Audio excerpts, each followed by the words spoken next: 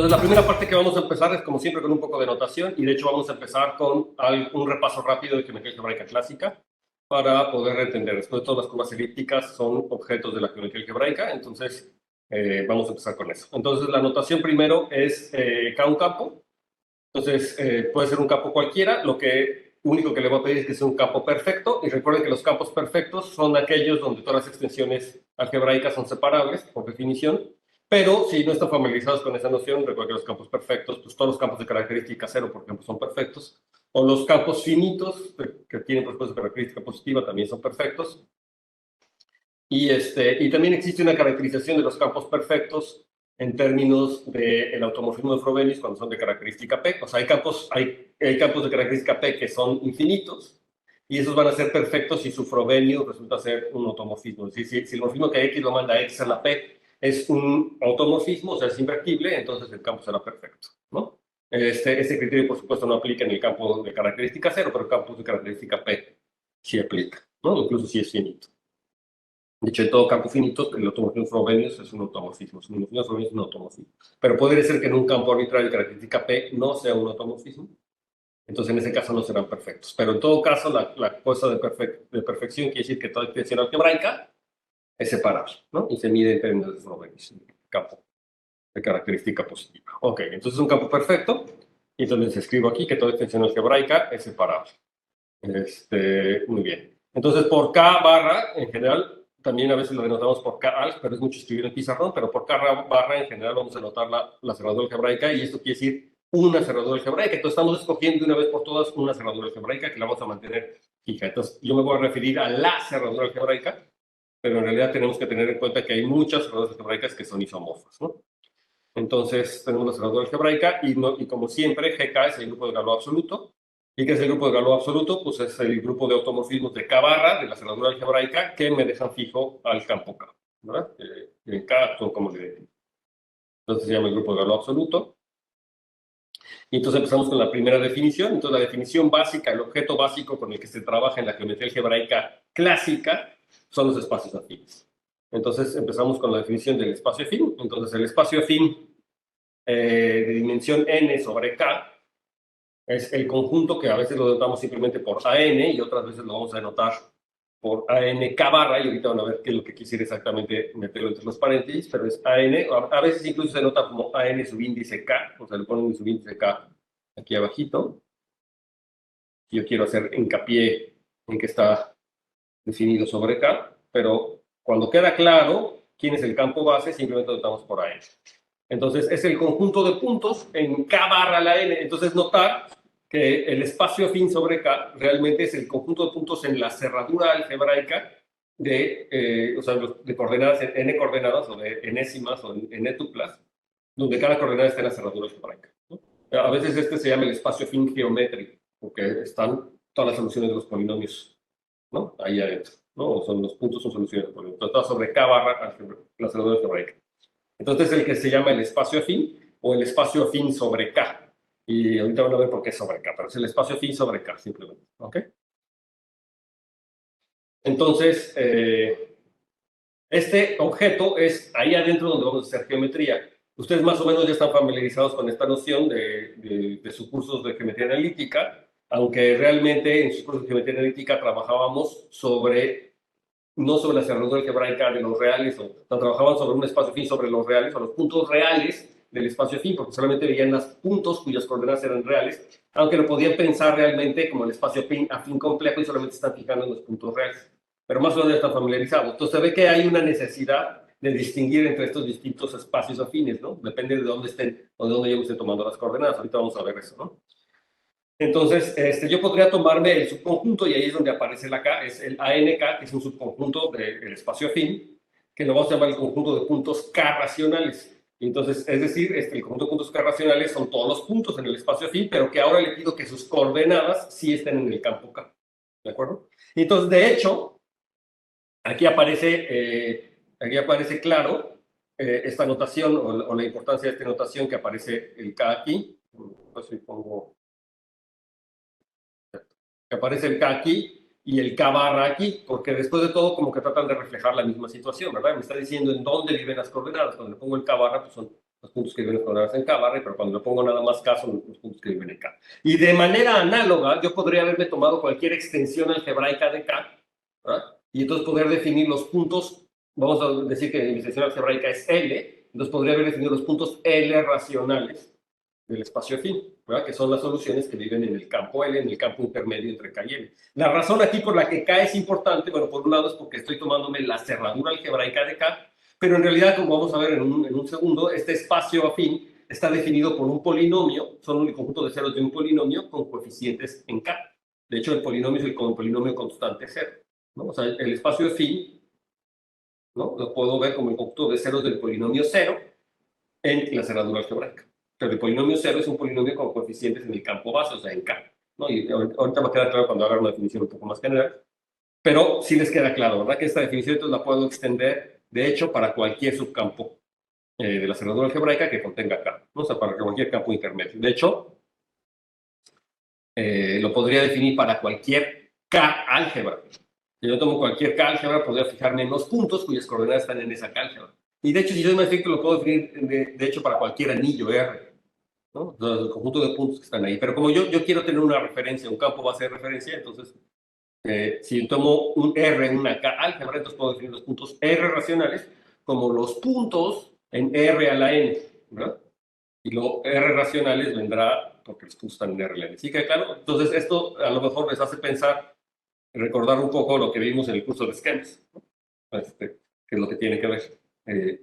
Les dejo de tarea pensar qué es lo que tiene que ver esta definición muy geométrica con la definición que habíamos visto antes que tenía que ver con morfismo. Recuerdo que en la clase de esquemas lo discutimos. Dijimos, esto es lo mismo, son los puntos, porque cada morfismo, rápido se los recuerdo, ¿no? Cada morfismo del espectro de K, en este caso, el espacio afín en este caso correspondría con el espectro del anillo de polinomios en n variables. Entonces, cada punto corresponde a un ideal maximal, cada punto cerrado corresponde a un ideal maximal, y cada ideal maximal en el espectro está generado por polinomio de la forma x menos x1, x menos x2, etcétera, o x1 menos x1, x1, x mayúscula 1 menos x1 minúscula, x2 mayúscula menos, y etcétera, y entonces se corresponde a este punto cerrado particular. O sea, hay una biyección entre los puntos, ¿verdad?, en el espacio afín y los ideales maximales, porque todo ideal maximal está generado por un punto, ¿verdad?, por un punto de este tipo, ¿no? O sea, por los ceros. Entonces hay una correspondencia biyectiva y de hecho así es como pasa. Pero más que una correspondencia biyectiva, de hecho, con la topología de Zariski asociada al espectro, me tomo el espectro maximal, que son los puntos cerrados, hay un homeomorfismo entre el espectro maximal, que son los ideales maximales, y este conjunto que estoy definiendo aquí. No son homeomorfos, de hecho, con la topología de Zariski. A este todavía no digo quién es la topología de Zariski, pero como ustedes ya saben que geometría algebraica de esquemas, pues ya toman el curso, entonces ya les puedo hablar de esta biyección y entonces más o menos queda claro. Y los puntos K racionales, recuerden que eran los morfismos, y entonces a cada morfismo le puedo asociar su núcleo, y su núcleo es un ideal maximal, y resulta que ese núcleo, ese ideal maximal, está generado por un punto cuyas coordenadas viven en el campo base, en este caso, en el campo K, los puntos K racionales. Entonces esa es la relación entre uno y otro. De todas maneras, se los dejo para que lo piensen, porque es algo importante. Entonces, a estos espacios también le llamamos el n espacio afín o el n espacio afín sobre K, ¿verdad? ¿Sí? Entonces, no confundirlo con con los puntos K racionales o los puntos K racionales afines, que también lo podemos definir, ¿no? O, ¿sí?, los puntos K racionales del n espacio afín. Depende, ¿no? Pero el n espacio afín siempre nos vamos a estar refiriendo a él como los puntos cuyas coordenadas están en la cerradura algebraica. Y a los otros les llamamos puntos racionales de ese espacio afín. Los puntos K racionales del espacio. El K queda claro en que está el contexto de la P. Muy bien, entonces la primera observación es respecto al grupo de Galois. Y es que yo tomo un elemento en el grupo de Galois absoluto, ¿verdad? Entonces este elemento en el grupo de Galois absoluto es un automorfismo de la cerradura algebraica, que me deja fijos a los elementos de K. Es biyectivo, es un automorfismo. Y entonces lo que pasa es que yo puedo definir una acción de este grupo de Galois en el espacio afín, ¿no? En el espacio afín. ¿Y cómo defino? Lo voy a notar por P sigma a la acción del grupo de Galois. Y entonces este P sigma, pues realmente lo que me está asociando es el punto x1, x2, un nuevo punto, que lo denotamos por x1 sigma, x2 sigma, hasta xn sigma. Y entonces, ¿qué es x y sigma? Pues x y sigma es ni más ni menos la evaluación del automorfismo o del elemento del grupo de Galois en ese punto. Y entonces ustedes pueden ver que en efecto esta es una acción, es trivial, inmediato, digamos, esta es la que se llama la acción natural, porque justamente los automorfismos actúan en las coordenadas y claramente es una acción, ¿no? Es una, digamos, claramente lo tendría que checar, ¿no? Que cumple todas las propiedades de acción de grupo. Y entonces, de esta forma, el espacio afín lo consideramos, el espacio afín lo consideramos como una acción del grupo de Galois, ¿no? Entonces, esto va a ser muy importante porque recuerden que en aritmética estamos interesados en resolver problemas diofantinos en particular. Y esto quiere decir como encontrar soluciones de ecuaciones polinomiales que viven en un subcampo de la asignatura algebraica o en una extensión algebraica del campo base. Y ustedes, como saben, el grupo de Galois y las correspondencias que hay con el grupo de Galois me van a permitir hacer ciertos criterios en términos de grupos de Galois o de subgrupos de Galois para ver cuando tengo unas soluciones sobre un campo intermedio, sobre una solución de un campo. Ok. Entonces, ¿qué es lo que tenemos? Que el conjunto de puntos K racionales, de hecho, lo podemos entender como el conjunto de puntos fijos bajo la acción del grupo de Galois, esta acción que acabamos de definir en el espacio afín, ¿verdad? Porque justamente es una extensión algebraica y entonces es una extensión de Galois, y entonces los puntos fijos, bueno, es una extensión de Galois si el campo es perfecto, ¿verdad? Entonces aquí, porque el campo es perfecto, entonces la extensión finita es separable. Entonces, además, es separable, entonces, y normal, la normalidad se va a tener. Entonces, es una extensión de Galois, y entonces me voy a poder fijar en los puntos fijos. Y cuando me fijo en los puntos fijos, pues esto me recupera al campo, ¿verdad? Si lo hago coordenada a coordenada, entonces me recupera al campo. Y entonces, por lo tanto, los puntos K racionales son precisamente los puntos que quedan fijos bajo esta acción. ¿De acuerdo? ¿Sí? ¿Alguna duda hasta aquí? Sí, entonces fíjese cómo el grupo de Galois me permite pasar a los puntos K racionales. Ok, es el grupo de Galois absoluto.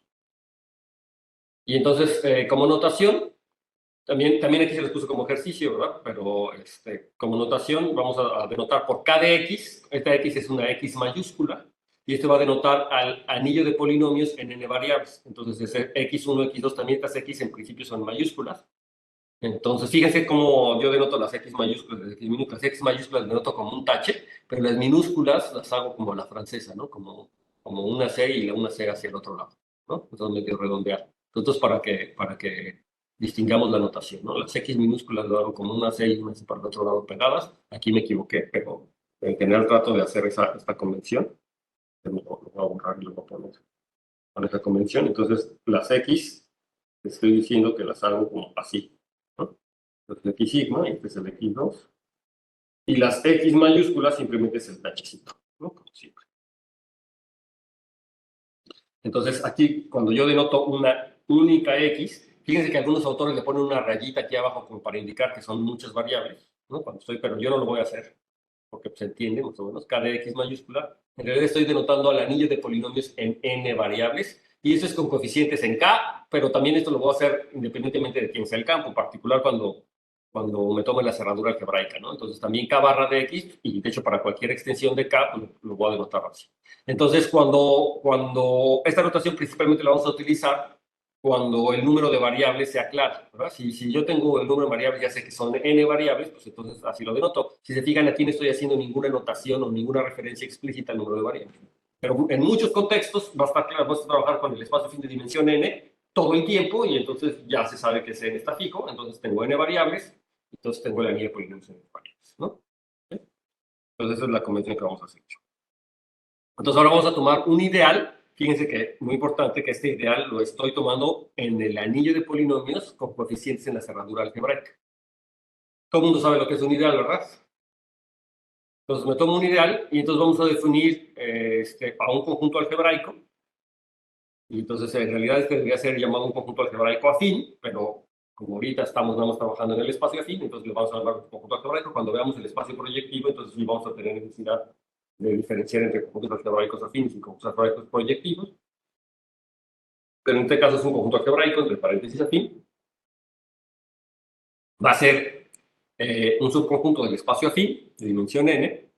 Notar que la definición de conjunto algebraico tampoco hace referencia explícita al espacio afín en que lo estoy considerando. Entonces, un conjunto algebraico es un subconjunto de un espacio afín para algún espacio afín, ¿verdad? Para algún espacio afín que cumple con esta propiedad, o sea, que está dado por un conjunto que le vamos a denotar D subíndice I, porque tiene que ver con el ideal, y va a ser el conjunto de elementos en el espacio afín, de tal manera que son ceros de todos los polinomios en el ideal, ¿no? Entonces, de alguna manera, los conjuntos algebraicos están íntimamente relacionados al espacio afín en donde lo estoy considerando, así como yo estoy haciendo la definición, y por supuesto al ideal que yo estoy tomando. Entonces, en principio parto de un ideal en el anillo de polinomios con coeficientes de la cerradura algebraica en n variables. Entonces, cuando tomo ese ideal en un anillo de polinomios en n variables, el conjunto algebraico correspondiente será un subespacio del espacio afín en n variables. Entonces, será un subconjunto del espacio afín en n variables. ¿De acuerdo? Luego vamos a hablar de cosas como isomorfismos, y entonces realmente los conjuntos algebraicos, salvo isomorfismo, van a poder estar en distintos espacios afines, ¿no? Salvo isomorfismo. Pero así como está dado, en principio, fijo un ideal en el anillo de polinomios con n variables, y entonces el conjunto algebraico correspondiente son los ceros de, de esa familia de polinomios, o sea, de ese ideal, que viven en el espacio fino, o sea, en la cerradura algebraica, ¿no? Entonces, este es un conjunto, también a veces algunos autores le llaman a este un conjunto algebraico geométrico, porque justamente me estoy tomando los ceros en la cerradura algebraica, no me está faltando. ¿Sí? ¿Alguna duda? Ok. Entonces, aquí una nota que también es, recuerden el código naranja quiere decir que esto lo tienen que trabajar por su cuenta, es que si yo me tomo ese un subconjunto cualquiera del anillo de polinomios sobre el campo algebraicamente cerrado, y si me tomo ahora y el ideal generado por ese, recuerden que el ideal generado por un conjunto es simplemente el ideal más pequeño que contiene ese conjunto, que se puede realizar explícitamente como el conjunto de combinaciones polinomiales en donde aparecen los elementos de ese, o sea, sumas finitas de elementos de ese multiplicados por algún otro polinomio, ¿verdad? Entonces es el ideal generado por ese conjunto, sumas finitas, a que el conjunto ese en principio que yo estoy tomando bien podría ser infinito, nada más que el ideal generado por ese si son sumas finitas de elementos en ese multiplicados por polinomios. Entonces, este se llama el ideal generado por ese, y entonces tenemos esta situación, que yo puedo fijarme en el conjunto de ceros del ideal, o sea, en el conjunto algebraico definido por I, pero resulta que este conjunto algebraico pues queda determinado por S, por el conjunto de generadores. Es decir, este conjunto es además el conjunto de puntos en el espacio afín, de tal manera que f de p es igual a 0, ya no para todos los elementos en el ideal, sino me basta para que sean para todos los elementos en el conjunto que lo genere. ¿De acuerdo? Entonces, esto es el ejercicio, es la parte que hay que notar, que hay que convencerse. Lo que estoy diciendo es que bastaba tomarme un conjunto, y entonces, si quiero definir un conjunto algebraico asociado a ese conjunto, me fijo en el ideal que genera, y el conjunto algebraico, de hecho, son el conjunto de puntos, que son ceros solamente de ese conjunto. Y esto es de vital importancia o de relevancia cuando me estoy tomando conjuntos finitos, pero de hecho, también en los ideales es de importancia, porque todo ideal, en el anillo de polinomios, sabemos que el anillo de polinomios es un anillo neteriano, entonces todo ideal es finitamente generado. Entonces, en otras palabras, lo que estoy diciendo es que como todo ideal es finitamente generado, entonces un conjunto algebraico siempre es el conjunto de ceros comunes de un conjunto finito de polinomios. ¿De acuerdo? Siempre es el conjunto de ceros comunes de un conjunto finito de polinomios. ¿Sí?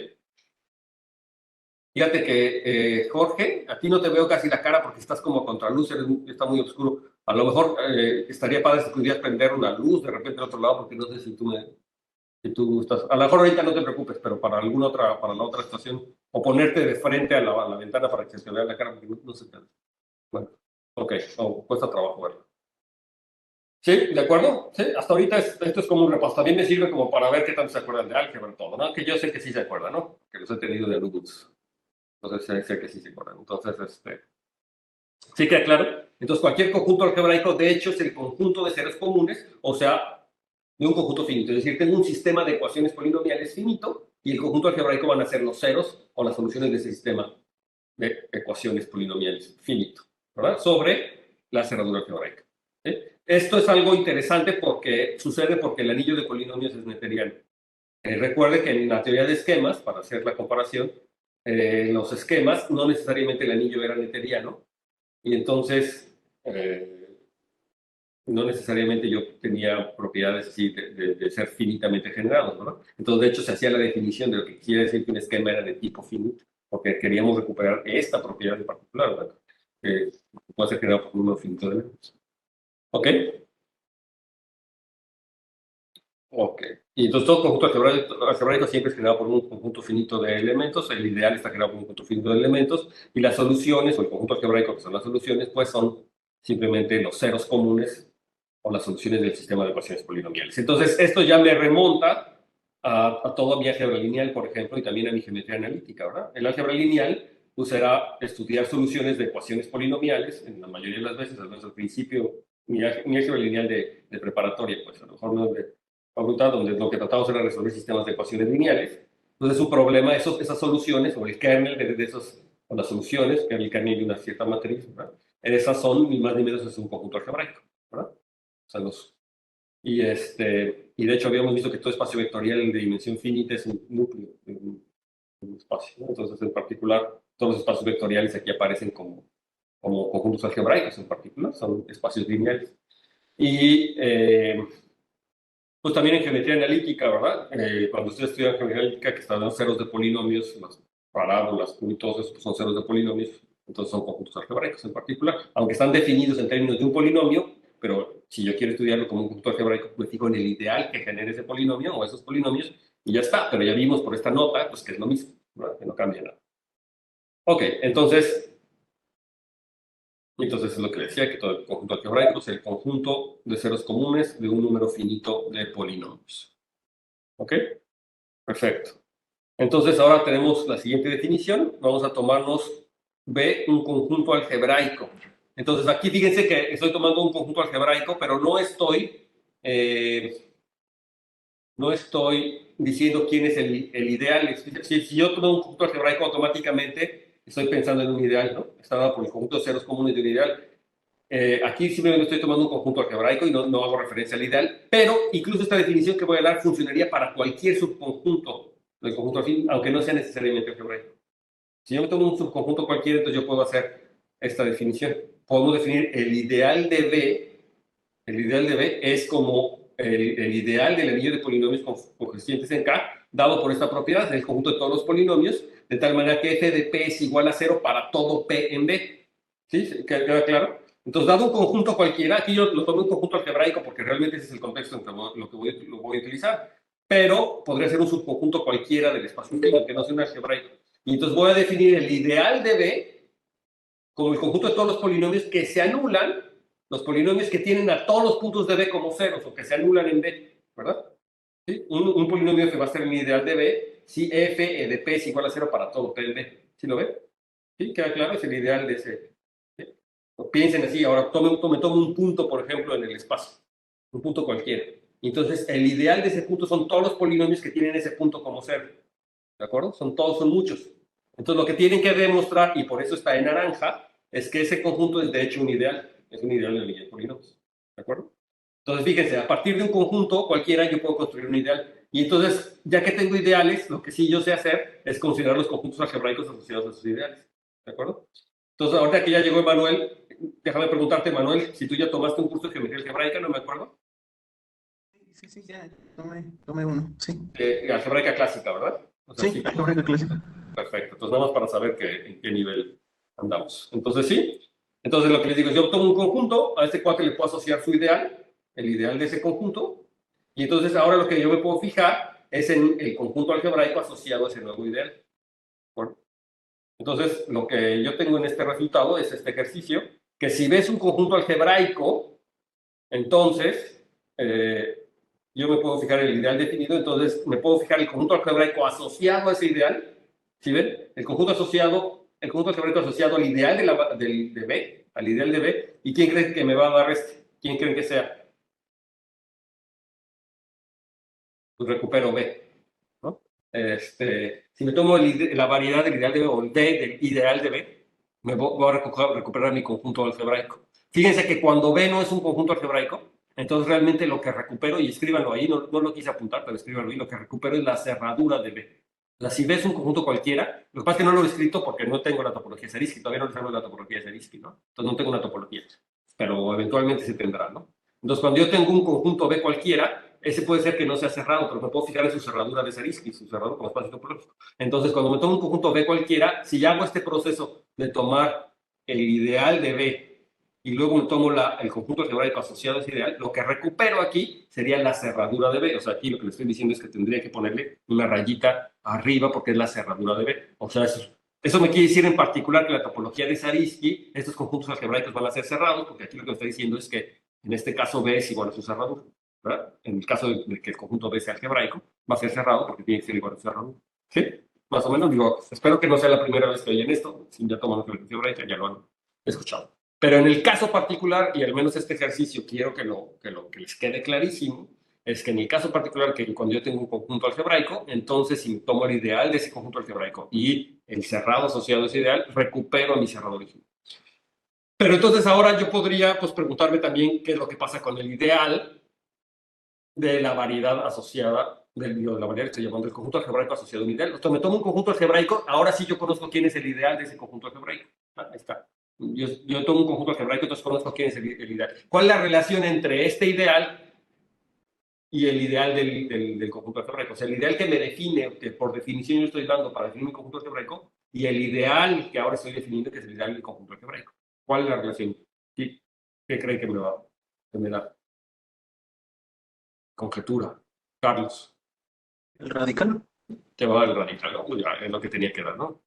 Todo el mundo lo sabe. Entonces me va a dar el radical, entonces en particular lo que yo voy a tener es que, de hecho, el ideal va a estar en el ideal de la variedad del ideal, o del ideal del conjunto algebraico asociado a ese ideal, ¿no? O sea, que va a tener, en general se va a tener esta contención. Este es parte del teorema que se llama el teorema de los ceros de Hilbert, o el Nullstellensatz, que me dice que la igualdad, de hecho, se da cuando el ideal es un ideal radical. O sea, cuando tengo, sí, que el ideal es igual a su radical. Pero entonces esto también me dice, como bien dijo Carlos, que el ideal del conjunto algebraico es el radical del ideal que me define. Entonces esto me plantea esta observación interesante, y es que yo en realidad puedo suponer que los ideales que definen en los conjuntos algebraicos siempre son radicales, porque justamente por la primera parte, como ya digo, por la segunda parte, yo sé que este va a ser un ideal radical, o va a ser, ¿no? Va a ser el ideal radical, y yo sé que la variedad de este ideal me da el mismo conjunto algebraico. Entonces, pues, siempre que este es el BDI, digo. O sea, siempre podría haber asumido de entrada que mi ideal que me define mi variedad es un conjunto, es un ideal radical. Entonces, fíjese, este es un resultado curioso que es mucho más importante de lo que nos imaginamos, y que cuando uno estudia teoría de esquemas, es mucho más delicado y es mucho más aparente, porque aquí tenemos el concepto de esquema reducido o no, o un esquema no reducido. Entonces, los esquemas reducidos justamente van a provenir de estos ideales radicales, en el caso afino, las variedades, pero cuando no sea radical, entonces en nivel de esquemas podemos medir otras cosas, ¿va? Cuando el ideal no es radical, cuando el ideal que define el anillo cociente, ¿verdad? El anillo polinomial del módulo ideal no es radical, yo para entrada sé que cada X módulo ideal tiene nilpotentes, y entonces no tengo reducidos, entonces yo sé que hay cosas ahí curiosas. La geometría algebraica en la teoría de esquemas es un poquito difícil. Tú no has tomado teoría de esquemas, ¿verdad, Manuel? Sí, un poco. Ah, también ya, o este semestre estás tomando teoría de esquemas. Pues es que como veo cada semana al profesor Pedro Luis, es como que hablamos de esquemas muchas Ah, veces. tu director de tesis es Pedro Luis. Ujú. Ah, pero tú estás estudiando en la UNAM. Sí, Ah, no, no sabía que tu director era Pedro Luis. Ah, bueno, sí, entonces sí estás ahí enterado de eso. Ah, sí. perfecto. Ok, entonces Pedro Luis sabe que estás tomando este curso. No recuerdo haberle dicho. Ah, no, sí, sí le dije. Sí le dijo, sí le dije. Coméntale que estás tomando este curso también. Sí. Ah, Este, ok, entonces estamos aquí todos estamos claros, ¿verdad? ¿Sí? Sí, y insisto en que piensen en qué cosa estaba pasando con los esquemas, ¿no? Y las diferencias. Pero el conjunto, recuerden esa cosa, ¿verdad? Que el espacio topológico asociado a un esquema es exactamente el mismo que el espacio topológico al esquema asociado a reducido, ¿verdad? Que era cuando dividían cuando le quitaban los nilpotentes, cuando se tomaba el radical del anillo, ¿verdad? Entonces, el espectro de R y el espectro del radical de R, cuando le quitan los nilpotentes, o sea, cuando eran el mismo, ¿y les recuerda? Como espacios topológicos. Eso es lo que me está diciendo esta parte, ¿no? B del ideal de una variedad es lo mismo que B, independientemente si ese B lo estoy definiendo como los ceros comunes de un ideal cualquiera o del radical del ideal. ¿Ah? ¿Sí? ¿Sí o no? ¿Sí? Un poquito, a lo mejor lo tienen que pensar un poquito para que les quede claro que era lo mismo que estamos haciendo en esquemas. Quede completamente claro. Y que en esquemas le ponemos más atención a esta situación. Pero digamos que en geometría algebraica clásica, no es tan relevante, porque lo que nos interesa mucho es como la geometría, el objeto geométrico, o sea, como el dibujito, y el objeto geométrico, pues queda determinado independientemente si el radical es igual, si el ideal es radical o no. ¿Ok? Es decir, si el anillo es reducido o no. O sea, si el anillo de coordenadas, lo que se llama el anillo de coordenadas, tiene nilpotentes o no. ¿No? Era lo que se ha reducido. ¿De acuerdo? Y recuerden ese teorema que cuando tengo un esquema cualquiera de tipo finito, lo que sea, o cerrado, una inmersión cerrada, entonces podría fijarme en el objeto reducido que era. ¿No? Y justamente como es un subesquema cerrado, está dado por un ideal, ¿verdad? Se podría encontrar como un ideal, entonces podría tomarme el radical de ese ideal para poder definir otro subesquema cerrado, que era homeomorfo, que es el esquema reducido, pero que sus gavillas estructurales eran distintas, porque una tenía impotencia y la otra no. Pero a nivel de objeto, digamos, topológico, es esto que tenemos. Muy bien. ¿Sí? ¿Dudas? Está clarísimo. Hay que pensarlo, por eso se los pongo en naranja. Deben de estar seguros que entienden esto que les acabo de decir. ¿Ok? Entonces, muy bien. Entonces, ahora, un conjunto algebraico, B, vamos a decir que está definido sobre el campo base K, si el ideal de B, ese que acabo de definir, puede ser generado por polinomios que viven en el anillo de polinomios con coeficientes en K. Y entonces esto lo vamos a anotar por simplemente B sobre K. O sea, siempre que yo ponga B sobre K, lo que estoy queriendo decir es que B es un conjunto algebraico definido sobre K. ¿Y qué quiere decir que B está definido sobre K? Pues quiere decir que el ideal de ese conjunto algebraico puede ser generado por polinomios en K. Fíjense, aquí es una observación interesante, porque puede ser que yo les dé un conjunto algebraico cuyo ideal, los polinomios no tengan coeficientes en K. Vamos a empezar en los racionales concretamente, ¿no? Yo les puedo dar un ideal cuyos polinomios que lo definen, así como yo se los presenté, no tengan coeficientes en los racionales. Entonces yo me puedo fijar en el conjunto algebraico asociado a ese ideal. Entonces, ¿ustedes qué dirían? ¿Que está definido sobre los racionales o que no está definido sobre los racionales?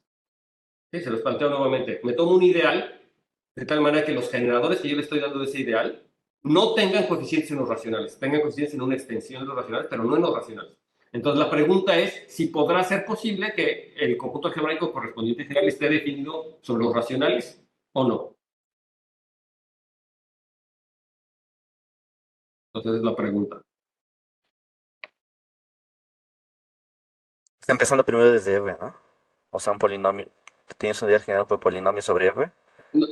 Sobre R, sobre quien quieras, sobre una extensión de los racionales. Entonces me tomo una extensión de los racionales y me tomo un ideal en la cerradura algebraica, o sea, me tomo un ideal en la cerradura algebraica de los racionales o de los complejos, si tú quieres, en un campo algebraicamente cerrado, y me tomo ese ideal, ¿no? Un ideal sobre la cerradura algebraica de los racionales. Pero resulta que ese ideal se los di por polinomios que no tienen coeficientes en los racionales. No tienen coeficientes en los racionales. Pero entonces, en particular, tendría que ser algebraicos, tendría que estar en una extensión finita de los racionales, ¿no? Digamos, pero que no son racionales. Entonces, la pregunta es que si el conjunto algebraico asociado a ese ideal podrá estar definido o no sobre los racionales. O sea, ¿podría ser? ¿O esto contradice la definición que le estoy dando ahora?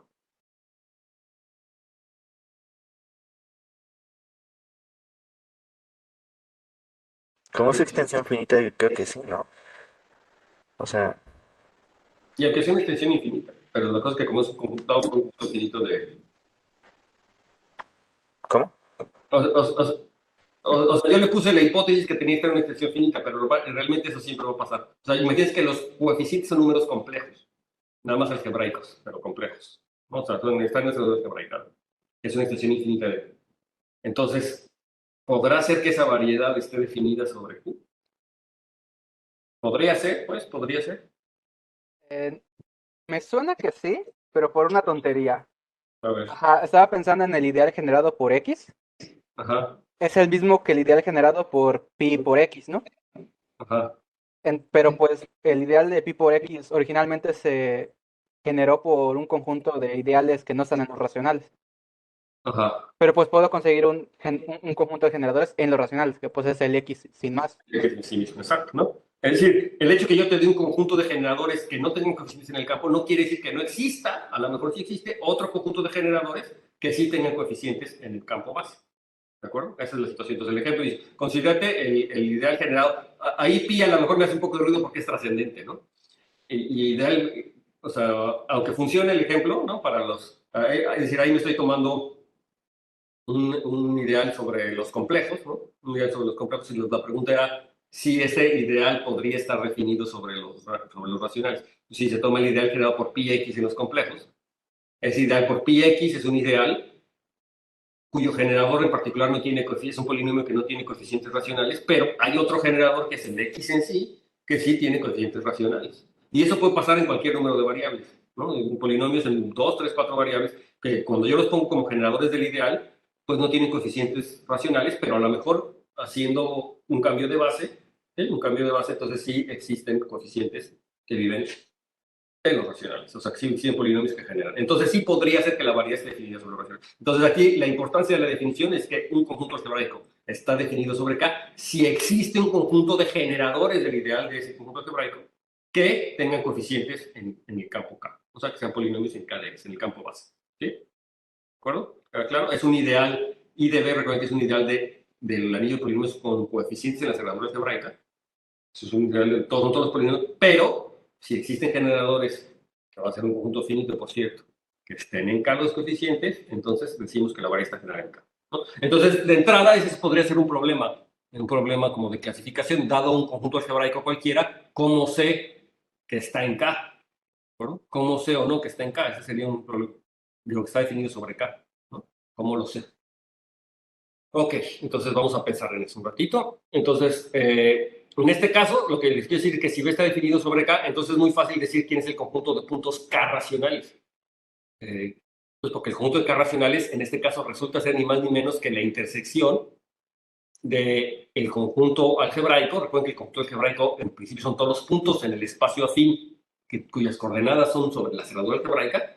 Pero si ese yo lo corto, lo intersecto con los puntos K racionales del espacio afín, pues eso me da exactamente los puntos K racionales de K. O sea, esa es la definición, de hecho, que hacemos de los puntos K racionales. O sea, yo hasta ahorita solamente se había dicho que era un punto K racional en el espacio phi, pero si me tomo un conjunto algebraico definido sobre K, entonces puedo definir sus puntos K racionales como la intersección con los puntos K racionales del espacio phi. O sea, son los puntos en B cuyas coordenadas están en K, ¿no? O sea, tiene todo el sentido, ¿no?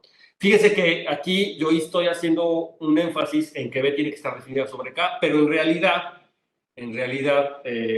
esta definición yo la puedo tomar aunque B no esté definida sobre K, ¿verdad? Si B no está definida sobre K, yo de todas maneras puedo considerar este conjunto, B intersección la cerradura algebraica, ¿no? Digo, B intersección el espacio afín sobre K, o los puntos K racionales. Entonces, una pregunta interesante sería, pues, ¿qué puedo decir de este conjunto, no? Si B no está definido sobre K, ¿no? Entonces, de hecho, ayer yo estaba pensando eso en la noche, y ahorita les tengo una conjetura, un ejercicio.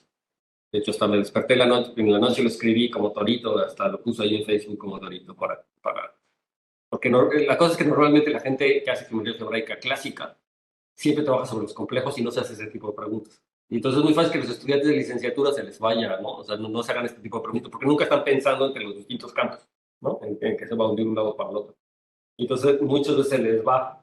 Y luego los libros o la gente que hace aritmética, como el Silverman o toda la gente que ya hace aritmética, simplemente parte de esta situación. Se toma B sobre K y entonces define los puntos K racionales así y ya está. Pero la pregunta tiene sentido. ¿Qué pasa si B no está definido sobre K? Yo nada más puedo fijarme en B intersección N de K. ¿Y qué puedo decir de ese conjunto cuando no está definido sobre K, ¿no? O sea, tendrá puntos, esa variedad o ese objeto algebraico tendrá puntos que sean puntos que están estrictamente en K, cuyas coordenadas están en K, o no. Entonces es una cosa que hay que pensar. Entonces lo que les digo es que esta definición tiene sentido aún si B no está definido sobre K. Es decir, podemos considerar siempre el conjunto dado por la intersección y lo podría haber definido exactamente igual. O sea, lo podría haber definido como BK es B intersección a N de K, ¿no? No importa, siempre lo puedo haber definido así. Pero entonces es lo que me puse yo a pensar ayer en la noche, ya estaba yo de hecho acostado en la cama, en lo que me dormía, y dije, ahí está, ¿esto qué pasa? Entonces, me levanté y les escribí esto aquí también. Entonces, la conjetura, el ejercicio, es que me digan si esta afirmación es verdadera o falsa. Y esto sí lo quiero que lo piensen para la siguiente clase, ¿no? O sea, esto es algo que van a tener para la siguiente clase. No está tan difícil, pero yo creo que es un buen ejercicio porque los estimula a pensar en todos estos conceptos y a revisar su álgebra básica, ¿no? Entonces, la cosa es que si B no está definido sobre el campo base, ¿Y qué quiere que no esté definido? O sea, que no hay polinomios, ¿verdad? Con coeficientes en el campo base que generen al ideal de B. No hay polinomios en el campo base que generen el ideal. Quiere que no está definido sobre K.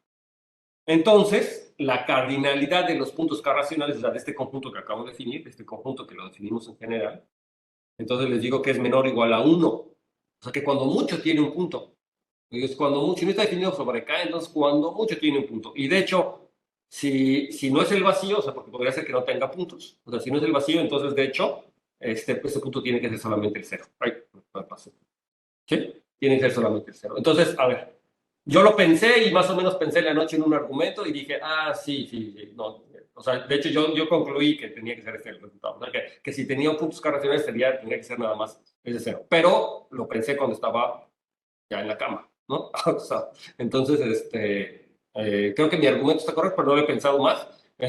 Entonces, por eso los pongo como verdadero o falso. Que me digan si es cierto o no. Si es cierto, entonces demuéstrenlo, que debe ser no difícil. Y si es falso, pues que me den un contraejemplo, ¿no? Y entonces pensar qué es lo que está pasando. Entonces, se lo voy a dejar para la siguiente clase, porque sí me interesa discutir. O sea, me interesaría que lo viéramos, porque es interesante por todas las cosas que les digo. Van a repasar. ¿Queda claro qué tienen que hacer? Entonces, para la siguiente clase lo platicamos, pero todo el mundo lo tiene que tener pensado, ¿ok? Y me tendrían que platicar en tal caso lo que pensaron al respecto, ¿sí? ¿Pero les queda claro? ¿Sí? Si yo tengo un conjunto algebraico que no está definido sobre K, lo podemos poner si quieren los racionales. Si tengo un conjunto algebraico que no está definido sobre los racionales, que no está definido sobre los racionales, ¿sí? Entonces, o el conjunto de puntos que viven los racionales es el vacío, o cuando mucho nada más es el cero. ¿Ah? ¿Sí? Entonces, ¿de acuerdo? Yo quiero que lo piensen. ¿Sí? Entonces, esto hace, por supuesto, resalta más la importancia de pedirle para esta definición, pues que los puntos estén definidos sobre K, porque si no están definidos sobre K, entonces puedo decirte muy fácilmente quién va a ser eso, es el cero o no es el vacío. Entonces, este conjunto pues va a tener más interés, por supuesto, si solamente cuando esté definido sobre K. ¿Verdad? ¿Sí? Entonces, aquí nuevamente, realmente yo podría definir esto para cualquier extensión de K. De hecho, para cualquier K álgebra, ¿no? Los puntos B sobre K pues, va a ser los puntos de B intersección. Bueno, en particular, si lo tomo para cualquier subcampo de la cerradura algebraica, entonces yo voy a poder definir este conjunto nuevamente como B intersección los puntos en la extensión L, ¿verdad? En los puntos L racionales, en el espacio así, ¿no? Entonces lo puedo definir, y entonces siempre que el B esté definido sobre K y L sea una extensión de K, entonces esto va a tener sentido. Cuando no sea el caso, pues es esta situación, y entonces pues les voy a decir que cuando mucho tiene un punto, y de hecho ver si el cero está o no es fácil, porque si hay un polinomio que tiene término constante distinto de cero, entonces automáticamente sé que no está. Para que esté ahí, entonces todos los elementos tienen que tener término constante igual a cero, ¿no? Entonces es fácil más o menos ver si el cero está o no en la variedad, pero si pasa que no vacío, tiene que ser el cero, ¿verdad? Entonces, si yo tengo un polinomio, por ejemplo, en la ideal que no tiene término constante igual a cero, entonces de entrada ya sé que es vacío. Si esta conjetura, si este enunciado es verdadero, si es que fuera verdadero. Entonces, es su tarea, ¿no? Pensarlo si es verdadero o falso. Yo creo que sí es verdadero, pero como les digo, ya no he tenido tiempo de pensarlo con. Y de hecho, a lo mejor es hasta un ejercicio. Debería de fijarme a ver si el libro no trae ejercicio, porque es algo que me gusta como para ejercicio, ¿no? Tal cual, a lo mejor el libro lo trae como ejercicio, entonces sería cosa de checarlo, pero bueno, no importa. En cualquier caso, ustedes lo pueden pensar y siempre me pueden decir si es verdadero o falso y darme un argumento de por qué, ¿no? ¿Sí? ¿Tienen alguna observación, alguna idea que crean? No, yo creo que es falso o algo así, ¿no? Sí, pero se entiende, ¿no? Se entiende lo que hay que hacer. ¿Sí? Ok, entonces pasamos a lo siguiente. Y aquí es donde me quedé, sí, justamente, ya no pude acabar. Pero bueno, entonces pasamos a lo siguiente. Entonces, la otra cosa que es importante y que tiene que ver con eso, pues es la definición del ideal, ¿no? Entonces vamos a empezar ahora con esta situación. Aquí te necesito un color verde. Más lento hacer esto. Oh, cambiar el iPad. Formato. Entonces, hacemos la siguiente definición. Entonces, sea de un conjunto algebraico.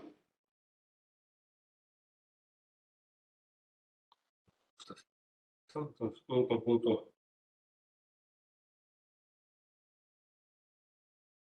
Entonces, un conjunto algebraico cualquiera, no necesariamente estoy asumiendo que esté definido sobre K o no. Estamos en el contexto, ya saben, K está fijo. Y entonces aquí definimos el ideal sobre K, el ideal de B sobre K.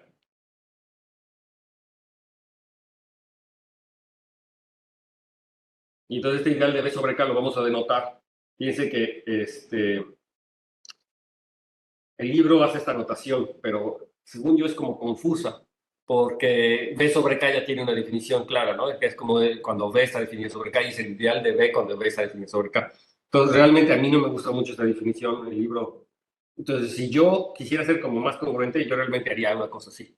O sea, le pondría el paréntesis antes y diría I de B sobre K, porque eso quiere decir que es el ideal de B sobre K, ¿no? Así como lo habíamos hecho para la variedad. ¿Y quién es el ideal de B sobre K? Pues este por definición va a ser, pues, ni más ni menos el ideal de B, pero lo voy a cortar por el anillo de polinomios con coeficientes en K. Tiene todo el sentido, ¿no? O sea, eso es, lo que estoy haciendo es el ideal de B. O sea, es el conjunto de todos los polinomios en el ideal de B, cuyos coeficientes están en K, ¿no? Esa es la definición, entonces me gusta más así. Y entonces, aquí el ejercicio que está relacionado con lo que estamos viendo ahorita es que B está definida sobre K, B está definida sobre K, sí y solo sí, sí y solo sí, pues lo que voy a tener es esta igualdad, pues así, el ideal de B es exactamente al ideal de B sobre K, pero extendido a el anillo de polinomios en todas las variables, ¿no? Este es un ejercicio que sé que es fácil, esto sale, si ustedes estudiaron álgebra conmutativa, si ustedes en particular en la tilla, en la segunda o tercera página del libro de Atilla, esto básicamente lo hacen. No lo hacen con ideales de variedades ni con variedades de ideales, pero para que quede claro, déjenme ponerles aquí como una nota, para que vean qué es lo que está pasando. Entonces, en realidad, si ustedes ya saben un poco de la álgebra conmutativa, lo que estamos teniendo es que yo tengo el anillo de polinomios con coeficientes en X, que se mete, ¿verdad?, en el anillo de polinomios con coeficientes en la cerradura algebraica de X, ¿no? ¿Sí? O sea, yo tengo esta cosa, es decir, K barra de X es una extensión de anillos de K de X. Es una extensión de anillos, porque lo contiene, ¿no? Y entonces lo que está pasando es que yo me estoy tomando aquí el ideal de la variedad, y entonces a la hora de cortarlo, o sea, cuando me fijo en la intersección, eso es lo que se llama la contracción, ¿verdad? La contracción del ideal, ¿verdad? Y por otro lado, yo me estoy tomando este ideal que se llama el ideal de B sobre K, y lo que estoy haciendo cuando lo extiendo como lo hicimos aquí en esta parte, cuando lo estoy extendiendo aquí, entonces realmente lo que lo estoy haciendo es que lo estoy mandando a su extensión. Entonces lo que se llama la extensión del ideal, ¿no? Se recuerdan esto de la forma cognitiva, la extensión del ideal. Y entonces hay una relación diyectiva entre los ideales contraídos y los ideales extendidos, justamente que está dado por la extensión y por la contracción, ¿no? O sea, me fijo en todos los ideales contraídos en K de X y todos los ideales extendidos en K barra de X, y hay una relación diyectiva entre ellos, justamente dada por la extensión y la contracción. Eso es lo que nos dice la tilla, el ejercicio de la tilla. No lo apunté, pero porque no lo había apuntado, pero es el ejercicio, no sé, del primer capítulo, es el primer capítulo, lo primero. Y entonces, justamente lo que nos está diciendo es que aquí el ideal está definido sobre K, o la variedad está definida sobre K, lo mismo quiere decir que el ideal está definido sobre K, sí, pues el ideal de B es un ideal extendido de la contracción. O sea, si es el ideal extendido de un ideal de allá abajo, que era la contracción básicamente, ¿no? O sea, si yo lo contraigo y lo extiendo, si yo lo contraigo primero, y B sobre K es una contracción, ¿no? Si yo lo contraigo y luego lo extiendo, llego al original. Y eso no siempre pasa. Eso solamente pasa cuando el ideal es un ideal contraído. Cuando el ideal original es un ideal contraído. ¿Sí? No los confundí. O sea, estoy pensando en lo de la tilla y a lo mejor no lo tienen tan presente ustedes como yo, porque yo lo revisé, ¿verdad? Entonces, es eso. Lo que me está diciendo es que yo tengo ideal solamente cuando el ideal es ideal contraído, que tiene que ver con la biyección que le estaba diciendo. Hay una biyección entre los ideales contraídos de cada X y los ideales extendidos. Y la biyección está dada justamente por contracción y extensión. Es ese resultado, nada más. Entonces, se los dejo de ejercicio porque sí es muy importante que les quede claro, porque todo el tiempo en aritmética estamos jugando con este tipo de cosas, ¿no?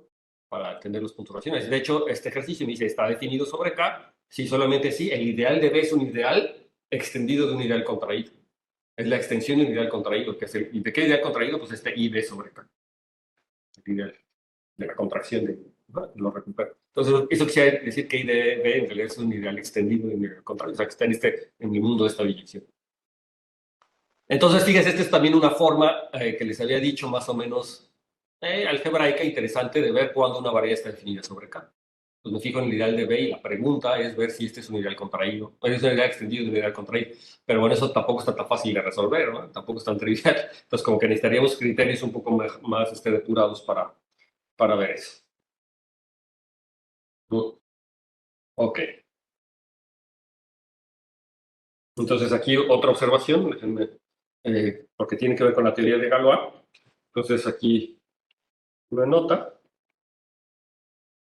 Es que si yo me tomo un polinomio f, y vamos a tomarlo f de x, así, me gusta escribir las matemáticas con azul, entonces, si f de x es un polinomio que tiene coeficientes en el campo base, entonces si yo tengo un polinomio de varias variables que tienen coeficientes en el campo base, recuerden que las x mayúsculas denotan muchas variables, ¿no? Entonces se entiende que x de f de x es f de x1, x2, x3, x4, ¿no? Entonces es un polinomio que tiene varias variables, y si yo me tomo p, un punto en el espacio afín, entonces, es decir, en el espacio phi quiere decir que tiene coordenadas en la cerradura algebraica. Entonces, ahora yo también, ¿qué pasa si me considero un elemento en el grupo de Galois absoluto? Sigma, el grupo de Galois absoluto. Entonces, yo lo que digo es que esto lo deben de recordar en sus clases de teoría de Galois, ¿no? Esto lo utilizan, aunque lo hicimos en teoría de Galois, lo hicimos en una variable, o sea, normalmente en una variable.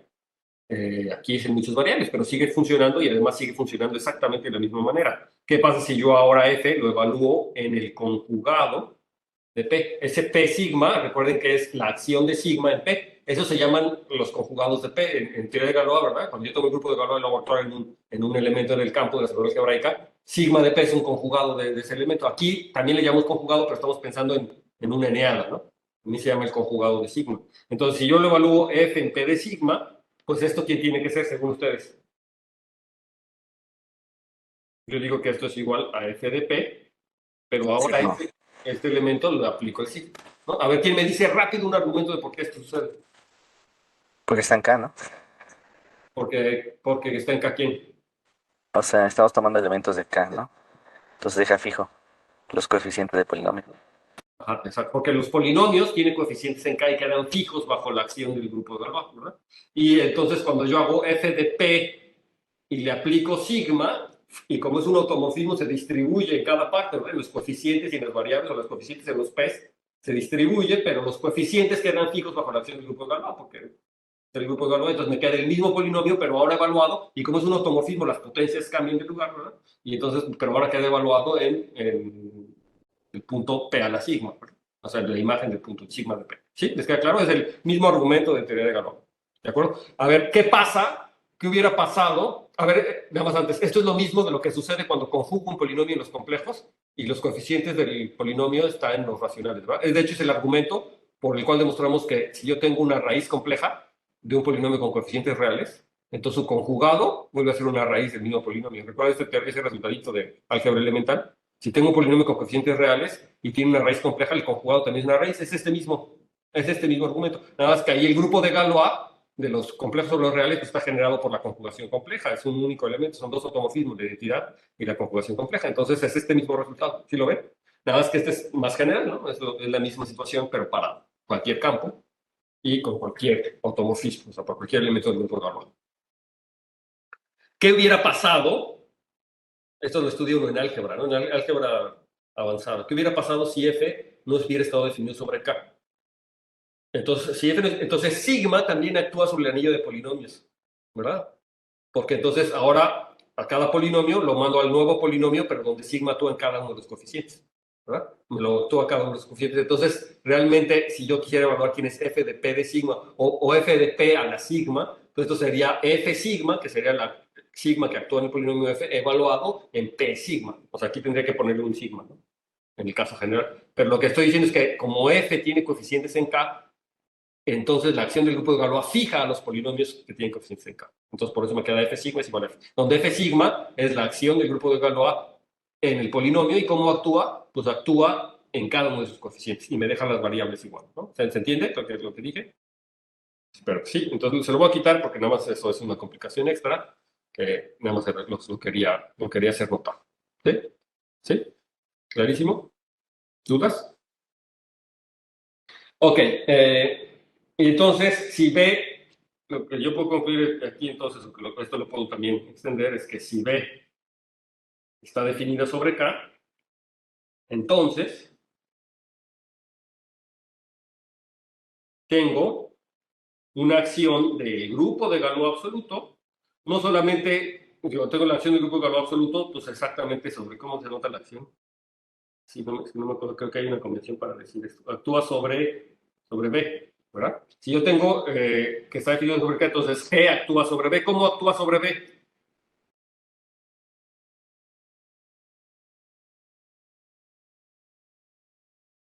¿Cómo actúa B sobre, si B está definido sobre K, entonces cómo actúa? Pues muy fácil, ¿verdad? O sea, simplemente me tomo, o sea, la acción es la misma, ¿verdad? O sea, la acción es la misma. Si me tomo un P, un punto en B, entonces lo que yo estoy diciendo es que P sigma, que es el conjugado, pero lo que yo estoy garantizando es que este P sigma, pues sigue estando en B, que eso es lo que no es tan obvio. Pero como está definido sobre K, entonces este resultadito que les acabo de escribir aquí arriba, ¿verdad? Me garantiza que vuelve a ser cero de los polinomios que definen a B, ¿verdad? O sea, vuelve a ser cero de todos de los polinomios. Como está definido sobre K, entonces hay un conjunto finito de polinomios con coeficientes en K que definen esa variedad. Y entonces, para ver si un punto está o no, me basta ver que es cero o no de esos polinomios. Pero este resultado que está allá arriba me garantiza justamente que vuelve a estar ahí. ¿Sí? Entonces es clarísimo, ¿no? Entonces vuelve a actuar aquí. Entonces, esto es algo que es importante porque, de hecho, entonces yo podría definir quiénes son los puntos K racionales o entender a los puntos K racionales como, y entonces, los puntos K racionales, si B está definido sobre K, los puntos K racionales se puede identificar como el conjunto de puntos en B, de tal manera que quedan fijos bajo la acción. ¿Sí? Y esto pasa para todo sigma en el grupo de valor absoluto. Y ustedes ya saben quién es, ¿verdad? Esto es lo que se denota como B. Sí, B de G, perdón, B de GK. O sea, son los puntos fijos bajo la acción. Entonces me tomo el espacio afín, yo sé que, me tomo la variedad del conjunto algebraico afín, que está definido sobre K, entonces sé que tengo una acción del grupo de Galois. Entonces, como, ay, mire, reconoce el like. Como sé que tengo una acción del grupo de Galois ahí adentro, entonces es una representación del grupo de Galois en particular. No es lineal ni nada, pues y entonces tengo sus puntos fijos. ¿No? Los puntos fijos, y resulta que los puntos fijos bajo la acción del grupo de Galois van a ser ni más ni menos puntos K racionales. Pero aquí es muy importante que la variedad esté definida sobre K, en particular para que tener una acción del grupo de Galois, ¿no? Para que yo pueda tener la acción del grupo de Galois bien definida en B. Y entonces, fíjense que esta es una caracterización ya más bonita, ¿verdad? De los puntos K racionales. Los puntos K racionales y más o menos son los puntos fijos bajo la acción del grupo Galois. Entonces, nuevamente aquí se ve que, qué padre, funciona como debería de funcionar, ¿verdad? O sea, funciona como debería de funcionar. Es decir, tengo otra vez como una correspondencia de Galois para estas variedades. ¿Sí? Sí, como digo, los puntos fijos, ¿verdad? Pero aquí era importante, sin embargo, notar esa parte, que la variedad sí tiene que estar definida sobre el campo. Ok, entonces, ya teniendo esta situación, como andamos de tiempo, ¿verdad? Entonces me gustaría pasar a algunos ejemplos, con ejemplos concretos, ¿no? Ejemplos, ponemos los ejemplos verde. Creo que los ejemplos normalmente los pongo color azul, ¿no? Ok, color verde, verdes. Entonces vamos a ver los siguientes ejemplos. Entonces, el primer ejemplo es, pues, estudiar el caso de las cuádricas, como el caso normal. Entonces, sea B dado, lo voy a tomar como un conjunto algebraico de A2, o sea, va a ser, a A2 se le llama el plano afín. Entonces, B es un conjunto algebraico dentro del plano afín, sobre la figura algebraica. Entonces, le voy a decir dado por un polinomio cuadrático, pero si quieren lo tomamos el polinomio cuadrático tal cual aquí como viene en el libro, x cuadrada menos y cuadrada igual a 1. ¿No? Entonces, ¿qué quiere decir que esto esté dado por este polinomio? Pues que es el conjunto, pues, o sea, me fijo en el ideal generado por este polinomio, como ya le había dicho. El polinomio, de hecho, si lo quisiera yo expresar tal cual, ¿verdad? Entonces aquí le tendría que poner menos 1 igual a 0, ¿verdad? Y entonces me estoy fijando ojo, el polinomio que lo determina sería este, y entonces me estaría fijando en los ceros de este polinomio, o la ecuación polinomial que tengo que resolver sería esta, que a fin de cuentas se transforma en decir que esto es igual a 1. ¿De acuerdo? ¿Sí están de acuerdo? Sí, trivial, ¿no? Entonces, ¿esto qué es? ¿Qué objeto es? En el plano afín, digamos, si hago su dibujo real, esto me da una hipérbola, ¿no? Vamos, el dibujo real de esta cosa, pero recuerden que lo tengo que ir a la cerradura algebraica, ¿no? Entonces, aquí la primera observación que yo hago es que claramente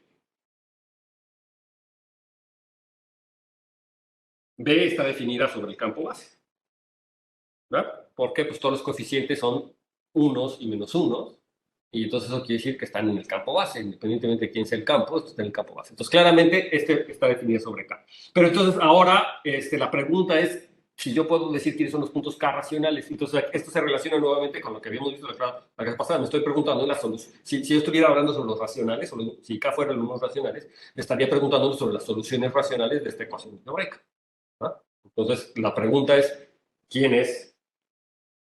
O puedo conocer, puedo caracterizar o exponer, darlo como quieran al conjunto de puntos K racionales, o sea, americano. ¿Sí? Entonces puedo dar a este conjunto de puntos K racionales. Entonces, como ya sé cómo K está definido, como esta variedad está definida sobre K, entonces tengo esperanza de que no sea el vacío, ¿verdad? Fíjense que si no estuviera definido sobre K, si yo le hubiera puesto raíz de 2 por ahí, en vez raíz de 2x cuadrada menos y cuadrada, y si mi conjetura fuera cierta, de entrada yo diría que, que el puntos Q racionales sería vacío, ¿verdad? De hecho, aquí lo pueden poner, piénsenlo tantito. ¿Qué hubiera pasado si a X le hubiera puesto raíz de 2? ¿No? En vez como coeficiente, o sea, raíz de 2x cuadrada menos y cuadrada igual a 1. Entonces la pregunta es si existen soluciones racionales de esta ecuación. Pues la respuesta es que no, porque si tuviera una solución racional, entonces 1 menos y cuadrada sería un racional, y raíz de 2 por x cuadrada es, si divido entre x cuadrada, entonces si no fuera 0, ¿verdad? Si divido entre x cuadrada me daría que es un número racional, o sea que raíz de 2 sería un racional. La única posibilidad sería que x sea 0, pero si x es igual a 0, entonces yo voy a tener algo así como y cuadrada tendría que el otro punto sería y cuadrada igual a 1. Ah, fíjense, aquí está pasando, me da 1 y menos 1, ¿verdad? O sea, me da 0, 1 y 0 menos 1. Ah, estamos encontrando un contraejemplo de mi afirmación. Porque está el 0, 1, 0 menos 1. ¿Ah? 0, 1, 0 menos 1 es un punto con coordenadas racionales. Entonces, yo lo que hay que hacer es refinar mi conjetura. Refinar mi conjetura, porque lo que más bien tengo que decir es que Quizá funcionaría si todos los coeficientes fueran, en este caso, irracionales, quizá. sí, Entonces fuera raíz de x cuadrada menos raíz de 3y cuadrada, ¿no? Igual a 1. en ese caso sí, yo creo que sí funciona, pero mi conjetura hay que refinarla en el sentido de que no, a lo mejor no es cierto que nada más el 0 está, o sea, que ya se ve que es falso, porque por lo que acabo de escribir, la conjetura esa que había escrito, ya se ve que esta es falsa, pero yo creo que aún se puede refinar para decir que si tiene un punto que no es vacío, entonces o sea, el producto de sus coordenadas tiene que ser 0. O sea, déjame tratar de refinarlo aquí. O sea, que si P es un punto K en base de K, entonces P es igual a x1 hasta xn. Y el producto de los x's, no sé cómo ponerlo, y el producto de los x's tendría que ser 0. O sea, tendría que ser como que esas coordenadas, no todas pueden ser distintas de 0. Y yo creo que eso es lo que está pasando aquí, porque justamente el argumento que yo estaba pensando, tiene que ver con tomarme un conjunto mínimo de polinomios que generan, polinomios que no viven en el campo base, ¿verdad? Y en extensión más pequeña, que no viven en el campo base. Si tuviera y lo que yo argumentaba es que entonces puedo encontrar polinomios cuyos coeficientes sean linealmente independientes sobre Q. Linealmente independientes sobre Q. Entonces, si yo tuviera una solución sobre Q, entonces tendría una relación de dependencia lineal. Si los adelanto, es más o menos el argumento que estaba pensando. Pero aquí claramente, o sea, sí sucede eso en este ejemplo. Si yo le pongo raíz de 2 y tiene una solución racional, Entonces, eso me da una relación de dependencia, pero solamente una relación de dependencia si todos los coeficientes son distintos de cero, ¿verdad? Entonces, la única forma que yo tengo una relación de dependencia, como son independencias, es que la relación de dependencia es que al menos uno son distintos de cero y o sea, que algunos de los coeficientes tienen que ser cero, ¿verdad? Esa es la única forma en la que yo puedo tener la relación de dependencia. No puede ser que sean linealmente independientes, que todos los coeficientes sean distintos de cero. Entonces, esa es la relación. Entonces, por eso les digo que entonces el producto de las coordenadas tendría que ser al menos cero, una de las dos, porque justamente las coordenadas del punto K racional me determinarían una relación de dependencia entre los coeficientes del polinomio que estoy dando, ¿no? Sí se ve, ¿no? O sea, si x1, x2 es una solución de raíz de 2x cuadrada menos y cuadrada igual a 1, entonces cuando yo lo evalúo en el punto racional tengo una relación de dependencia lineal entre raíz de 2 y 1, y lo cual eso no puede ser, ¿no? Racional de dependencia Q lineal. Eso no podría ser a menos de que alguno de los coeficientes sea cero. Por esta situación, ¿no? Creo que se puede depurar. O sea, hay que pensarlo bien. Entonces, de todas maneras, ya sin querer dimos un contraejemplo de este ejemplo, pero de todas maneras les invito, yo digo que se puede depurar. Los invito a pensar en ese ejercicio y entonces depurar cómo debería de ser la afirmación, ¿no? Realmente para que sea verdadero, ¿no? O sea, ¿qué es lo que tengo que decir, ¿no? O sea, ¿qué es lo que puedo decir en el caso de que no sea esa la situación? Ok. Entonces, la pregunta en el caso de que cuando B esté definido sobre K, si puedo o no caracterizar, exponer al conjunto de puntos K racionales. Entonces, en este caso, como es un caso cuadrático, es muy fácil y creo que se los había platicado ya en alguna otra ocasión. Si yo tengo un punto K racional, si conozco un punto K racional, entonces puedo determinar todos los puntos K racionales. Entonces, la respuesta es que sí puedo. Si conozco un punto P en B de K. O sea, si yo de entrada sé que tengo un punto P en B de K, entonces les puedo decir quiénes son todos los puntos K racionales, y esto es porque esta función es cuadrática, y de hecho el ejemplo es muy bonito. Entonces ustedes saben que esta es una cónica, ¿no? Entonces las cónicas todas son básicamente las mismas desde el punto de vista proyectivo, es decir, son equivalentes. Entonces yo, no importa cómo la dibuje, yo la podré dibujar como un círculo, como lo que sea, ¿no?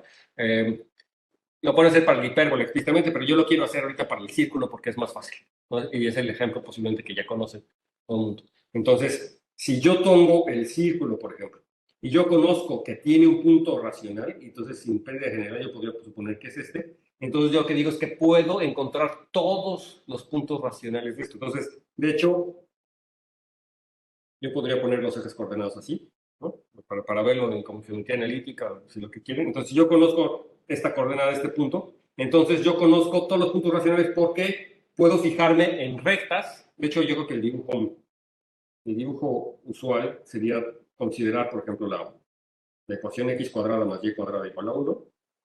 Y entonces, cuando yo lo dibujo, al menos cuando me fijo sus puntos reales, el dibujito es así, y entonces yo puedo decir que el menos 1,0 es un punto que yo sé que tiene solución, que es un punto con coordenadas racionales, y entonces a partir de ahí yo puedo conocer todos los puntos. De hecho, yo podría parametrizar a todos los puntos del círculo, excepto posiblemente eso, a través de las rectas que pasan por este punto y que me cortan al círculo. Entonces, todo punto aquí Q, vamos a ponerlo en verdecito, todo punto aquí Q lo puedo parametrizar, de hecho, por la recta, y de hecho, más concretamente, por la pendiente de la recta. Entonces, si esta pendiente de la recta es R, fíjense que esa recta que pendiente tiene R, ¿no? O sea, si la altura del cero para ese punto de intersección es R, entonces la pendiente de la recta es R, porque es R entre 1, ¿no? Entonces, tiene pendiente R, entonces, si yo lo parametrizo por la pendiente de la recta, entonces a cada R, a cada pendiente le puedo asociar el punto de intersección, ¿no? Y de hecho, entonces es muy fácil decir quiénes son las coordenadas. Es muy fácil decir quiénes son las coordenadas. Y de hecho, las coordenadas quedan expresadas en términos de funciones racionales, en términos de R. ¿De acuerdo? ¿Se habían visto esto o no? ¿Alguna vez habían tratado de parametrizar? Entonces lo parametricen y les queda que el punto Q queda dado como una función racional. O sea, el punto Q, cualquiera, bueno, por el Q de R, queda dado por una función racional que ahorita no me acuerdo exactamente quién es, pero digamos lo voy a poner ¿cómo lo pondré? Como A de T, B de T, donde tanto A como B son funciones racionales. Es decir, son cocientes de polinomios con coeficientes racionales. Son, ¿no? Los A, B son funciones racionales. ¿sí? Con coeficiente irracional. Y entonces, y es una biyección, y entonces lo que yo puedo concluir Una es pequeña que, duda, nomás rapidito. Creo que me perdí más o menos, pero, o sea, esta parametrización, pero es solo para el x más cuadrado más y cuadrada, ¿no? ajá, pero lo puedo hacer, lo que digo es que lo puedo hacer para cualquier cónica. Si lo hago, si hago lo mismo para cualquier cónica, es decir, Ah, ok, ok, ok, ok, ya. si me tomo yo aquí la hipérbola, vamos a tomarnos la hipérbola así, y yo conozco un punto racional, vamos a decir que es este, un punto azul. Entonces, si yo me tomo este punto racional, este que está aquí, entonces puedo hacer exactamente lo mismo, puedo fijarme en las rectas y fijarme dónde corta, y en la misma situación. Exactamente lo mismo. Entonces sería el punto Q, y esto lo puedo hacer para parábolas, para cualquier cónica, ¿no? Para cualquier ecuación cuadrática, pues yo podría hacer esto, ¿no? Entonces yo sé que esta recta intersecta a la cónica en otro punto, porque es de grado 2. Digo, en la parte real sería cuando mucho en otro punto, pero en los complejos, en la cerradura algebraica, va a intersectar exactamente en otro punto. Solamente a lo mejor en los puntos de tangencia intersecta en un único punto, pero el punto de tangencia aquí, cuando me voy al punto del infinito, es el punto al infinito y aquí este punto sería un punto doble, ¿no? El punto de Entonces tangencia. ese argumento se Ese puede es el saltar. único punto que no va a poder parametrizar, digamos, de alguna manera, pero los demás sí. Y lo mismo pasa con el círculo, ¿verdad? Cuando la recta es vertical, entonces el otro punto de tangencia es ese mismo, ¿verdad? El otro punto de tangencia es ese mismo, es un punto doble. Entonces básicamente no lo voy a poder parametrizar con esta función racional tal cual, pero todos los puntos excepto ese, pero ese punto ya sé que es racional. Entonces lo que les quiero decir es que cualquier otro punto, aparte del punto ese que me escogí, por donde estoy moviendo las rectas, se puede expresar o se puede parametrizar con funciones racionales. ¿Eh? Siempre lo van a poder hacer porque es una recta. Fíjense que esa recta depende de la pendiente, ¿no? Cuando la t es un número racional, pues entonces esa recta va a tener coeficientes racionales. Y entonces la intersección con el círculo va a ser nuevamente un punto racional. Es un ejercicio que tienen que hacer, es decir, despejar. Yo no me acuerdo que era 2t entre t cuadrada menos 1 y el otro era t entre t cuadrada menos 1 o algo así, ¿no? Era la parametrización en funciones racionales, que se obtiene como cuando quiero encontrar las ternas pitagóricas, es la misma situación, ¿no? Exactamente. Entonces, háganlo, ¿no? Es un ejercicio explícitamente encuentren las funciones racionales, que le tienen que quedar como cuadráticas.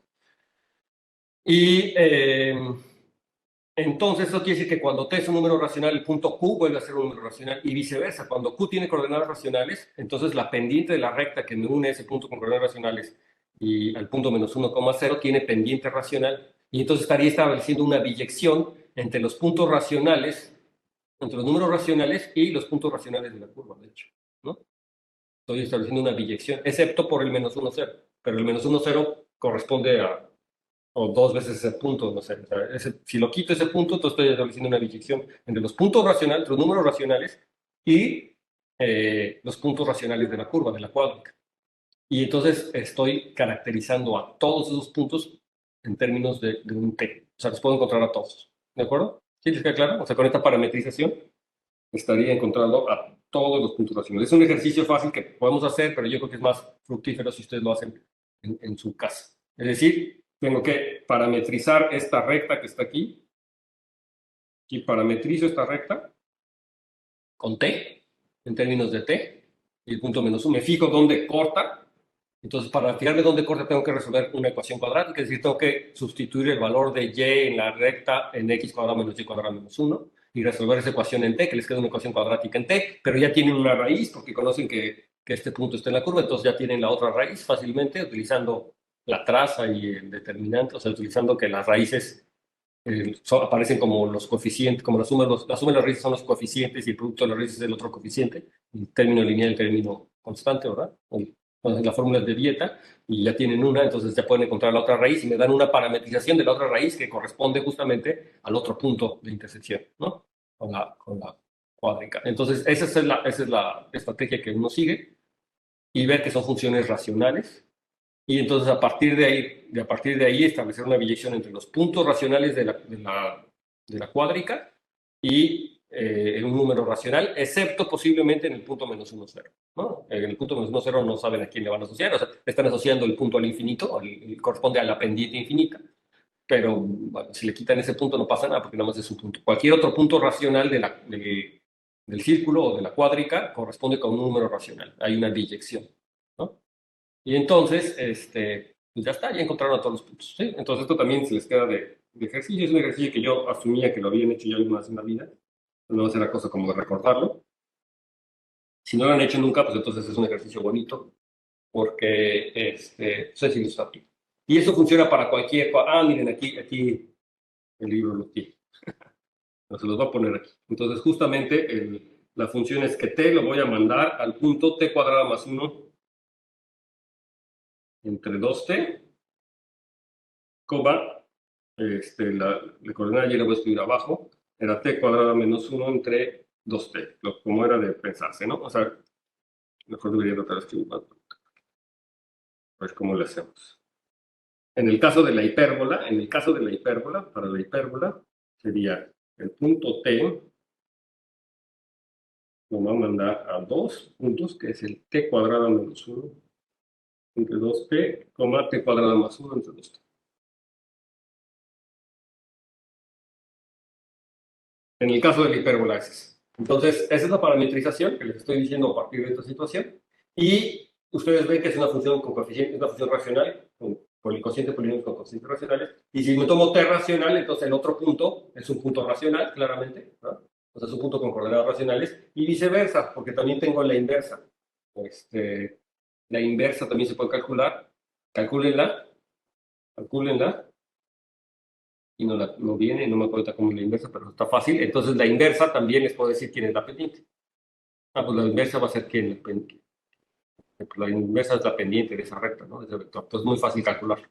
¿Sí? Entonces, y ya van a ver que va a ser t, ¿verdad? Por supuesto. Bueno, si lo van a descubrir si es la pendiente, tengo el punto PQ, me tengo que fijar en la recta que pasa por ahí, entonces va a ser Q entre P más 1, ¿no? Q entre P más 1. Y tengo o el punto A, B, va a ser B entre A más 1, ¿no? Y esa va a ser la pendiente. Y que es claramente un número racional. Entonces ahí está la inyección y pues ya está. Tienen caracterizados a todos los puntos racionales. ¿Sí? ¿Alguna duda? Aquí una situación importantísima es que era una cuádrica. Este argumento no lo puedo utilizar para cualquier curva, ¿no? Aquí en particular fuertemente estoy utilizando una cuádrica porque sé que va a intersectar en dos puntos. Una recta intersecta en dos puntos y ya conozco un punto, entonces el segundo punto también ya lo conozco. Yo voy a poder resolver la ecuación y la voy a poder resolver explícitamente. Entonces, la cosa es que cuando tengo polinomios de grado mayor, aunque yo sepa por el teorema de que en general una línea corta al polinomio de grado, a la curva en d puntos, si es de grado d, contando multiplicidades, no voy a poder resolver necesariamente explícitamente y la solución no va a ser racional, sino va a vivir en una extensión algebraica. Aquí, como ya tengo una solución, yo sé que la otra solución sí va a estar en términos de números racionales porque los coeficientes del polinomio son racionales. ¿De acuerdo? Pues, en grado mayor no puedo asegurar eso en general. ¿Sí? Entonces, no se puede hacer esa situación. Entonces, ya para terminar, déjenme poner otro ejemplo. Entonces, el otro ejemplo es tiene que ver con la ecuación de Fermat, por ejemplo, es un ejemplo más abstracto, pero tiene que ver con eso que había platicado. X a la n más ya la n igual a z a la n, o si lo simplifico un poquito, nada más para que sea igual, digamos, análogo a lo que estamos haciendo hace rato. Si yo le cambio el cuadrado por una n, entonces aquí el teorema de Fermat nos asegura que las únicas soluciones, por el último teorema de Fermat, esto nos va a decir que las únicas soluciones de esta variedad sobre los racionales, pues solamente van a ser los puntos triviales, y entonces los puntos triviales van a ser el 1, 0, el menos 1, 0, 0, 1, y luego los negativos de estos, ¿no? Bueno, aquí va a depender de que si n es par o es impar, ¿no? N impar, solamente son estos, y si es par, pues tengo además más menos 1 y tengo más menos 1, estos cuatro puntos. ¿De acuerdo? Entonces aquí yo voy a poder saber quiénes son los puntos racionales, y ya sé que no tiene otros puntos racionales, porque a pesar de que esta variedad está definida sobre los racionales, por el último teorema de Fermat, yo sé que no tiene más puntos racionales. Si ustedes no ven cuál es la relación entre el teorema de Fermat, ¿verdad? Explícitamente, es que si yo tengo esta y a la n igual a z a la n y quiero soluciones enteras, entonces es lo mismo que preguntarse sobre soluciones racionales de esta cosa. Digamos, si le pido que no sea cero, ¿verdad? Porque cuando sea cero, si si z es distinto de 0, entonces puedo hacer esto, pero esto es lo mismo que x entre z a la n, más y entre z a la n igual a 1, y entonces, si no tiene soluciones racionales, entonces la original tampoco, y viceversa. Y de hecho si no tiene soluciones enteras, entonces esta ecuación no tiene soluciones racionales y viceversa. Porque siempre cualquier número racional lo puedo escribir de tal manera que tenga el mismo denominador, y ese sería el que correspondería a la z, ¿no? Cuando lo paso al otro lado. Entonces, por el teorema de Fermat, yo sé que pues que no tiene soluciones racionales esta ecuación, y por lo tanto, los únicos puntos racionales, no tiene soluciones racionales no triviales. Entonces, las únicas soluciones son las triviales. Aquí estoy a lo mejor utilizando demasiado, ¿no? Pero es equivalente, ¿no? Por el último teorema. Y ahora lo que seguiría, como otro ejemplo, sería estudiar, pues el primer ejemplo posiblemente de lo que va a ser una curva elíptica, de lo que va a ser nuestro tema de estudios. Y entonces podría estudiar, por ejemplo, la variedad y cuadrada igual a x cúbica más 17. Entonces, es una cúbica. Entonces, esta cúbica, uno de los problemas interesantes es saber si tiene puntos Q racionales. Entonces, la pregunta es nuevamente quién es B de Q. Aunque esta variedad claramente está definida sobre los racionales, y entonces yo puedo decir quién es B de Q, o al menos puedo decir algo sobre B de Q. Por ejemplo, si hay puntos o no hay puntos, aunque no sepa explícitamente quiénes son, o si sé que sí hay, ¿cuántos? ¿Habrá un número finito? ¿Habrá una infinidad?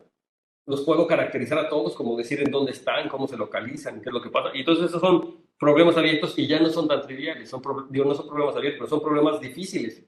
Son problemas difíciles y que le llevaron a muchos matemáticos poder entender y caracterizar, ¿no? Este tipo de problema. Y para poderlo resolver, uno se ayuda mucho del hecho de que sea una curva elíptica. ¿Y eso qué quiere decir? Que además tengo una estructura de grupo ¿sí? Además tengo una estructura de grupo. Entonces uno se puede ayudar de eso. Entonces aquí, como ejemplos, es que sí, esta cosa en efecto es distinto del vacío. Y entonces, de hecho, aquí te dicen, bueno, pues tienes algunos que son fáciles de ver. Por ejemplo, el menos 2, 3 es fácilmente un punto que puedo ver. 9 es igual a 8 más, menos 8 más 17, ¿no? Entonces, este sería un punto racional y tengo algunos otros puntos racionales como el 137 sobre 64, 2651 sobre 512, y etcétera, ¿no? Entonces tengo un montón, pero entonces aquí la pregunta ahora sería si es infinito, o bien es finito, o cómo le puedo hacer para saber esta situación, ¿no? Son los problemas que nos van a ocupar básicamente en el curso, o algunos de los problemas que van a ocupar en el curso. A lo mejor aquí es un buen momento de detener, para que no saturarlos demasiado. Y entonces, sí, pues ahora lo que vamos a ver, ahora sí, lo que son las variedades algebraicas, así como lo que pasa en los esquemas, ¿verdad? Que cuando tengo esquemas afines, no todos los esquemas eran variedades, necesitaba pedirle ciertas condiciones a los esquemas para que sean variedades, entonces ahora tengo conjuntos algebraicos, y a esos conjuntos algebraicos le tengo que pedir ciertas condiciones para que sean llamados variedades, ¿verdad? Y es lo que vamos a empezar la clase pasada. ¿Sí? ¿Alguna duda? Ok, entonces pues así quedamos, déjenme interrumpo la grabación y